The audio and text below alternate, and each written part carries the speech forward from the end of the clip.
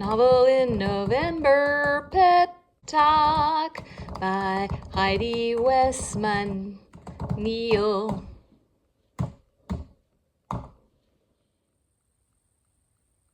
Help! I'm stuck! I don't know what to write next. Actually, that's not true. After more than 20 years doing NaNoWriMo and writing lots of novels, I've learned how to get unstuck. And you can too. You don't write all this and more without learning how to get unstuck. If you're on track writing for this first week, you should have nearly 12,000 words. Congratulations! But now you might be getting stuck. Maybe the words aren't flowing as smoothly. Maybe the ideas aren't developing as fast as your fingers can type them. Are you finding yourself staring at a blank page, wondering what comes next? Here are 3 ideas to help you ensure the words flow. The words must flow. Some ideas may work better for you than others, depending on why you're stuck. Idea number 1, you don't know what happens next. This is common, especially if you've never written a novel before. Of course you've got a good idea, possibly a brilliant idea, but you aren't sure how to execute it yet. That's okay. You're still learning. You'll get there. Solution? The meta ramble. Time to have a conversation with yourself on the page. As you brainstorm out what you need next, write it down. These words count towards your 50K goal, as they are advancing the story. I don't know what to write next. I know my hero and heroine need to become best friends. Friends. But right now he's a jerk and needs to get over himself. She wants nothing to do with him. What is getting in my way? I need something to motivate him, to change his ways. Yeah. Temporarily stuck? You know what's going to happen next, but are stuck for this paragraph? You are allowed to skip it. Really? Throw up some square brackets and put your notes inside, say, giving yourself permission to skip this bit. Add some notes for your future self, and then carry on. Problem number 2. You don't know how to get started. Yeah, that initial momentum can be hardest of all.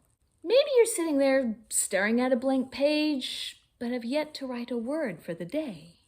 Or maybe you're not making it to the computer at all? How can you trigger that initial inertia?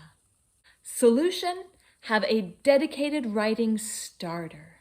Now, this is not the same as the writing prompts you get in creative writing class, but it operates under the same principle. Those writing prompts are designed to get you going when you have no idea what you're going to write about. But you've got your novel concept. This writing starter is about switching gears and getting your fingers moving across the page. If you have trouble sitting down at the computer, that's okay. Get a piece of paper, get a pencil, and write down these 6 words. Today I want to write about fill in the blank because. This works even if you're not sitting at your computer because it gets the ideas flowing. And once they start flowing in this notebook, you'll probably want to switch to your computer. But even if you write it out by hand, you're still going and these words count. Today I want to write about blank because. Today I want to write about what our hero needs to change as he's a jerk because. Change is necessary to character growth, which will advance the plot. Things about his jerkiness I need to change are.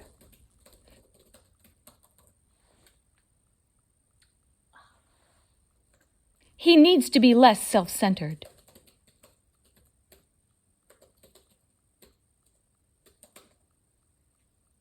He needs to start thinking about others.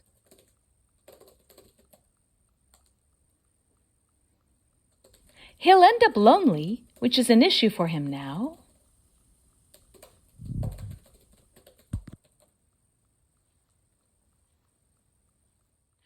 I find this writing starter brilliant. Non-self-starters don't get started because they don't know what words to write first. By always knowing these first 6 words, plus adding a short-term goal after the because, those fingers automatically have something to write about. Once the words have started flowing, you've got your momentum. Option 3, you think your words suck. Fair enough. Writing prose is a skill set. If this is the first time you're taking on a large project, like a novel, your prose writing skills might not be fully developed yet. Don't let perfectionism daunt you into not writing. Many early career authors think they can only put down a word if it is the best one. They're looking for the perfect word. Don't fall into that trap of thinking, because it's not true. Solution? Put down any word. Don't prejudge. The more you write, the more you will refine your skills. This isn't your final draft you're writing. This is the first draft, the rough draft. It's allowed to suck. The only thing a first draft has to do is exist. Let your words be awful for now. It's not forever. You're not setting them in stone. You can edit them later. The more words you write, good, bad, and ugly, the better you will improve. This is practice. This is doing your scales. This is doing your chops. Give yourself permission to write ugly words. I hope these ideas have given you some motivation to get over that blank page. I'll do another pep talk in the future with ideas on how to write better prose for your first draft. But for now, forgive yourself the less than perfect words, talk to yourself on the page if you feel stuck, and aim for quantity. I'll see you next time for tomorrow's pep talk.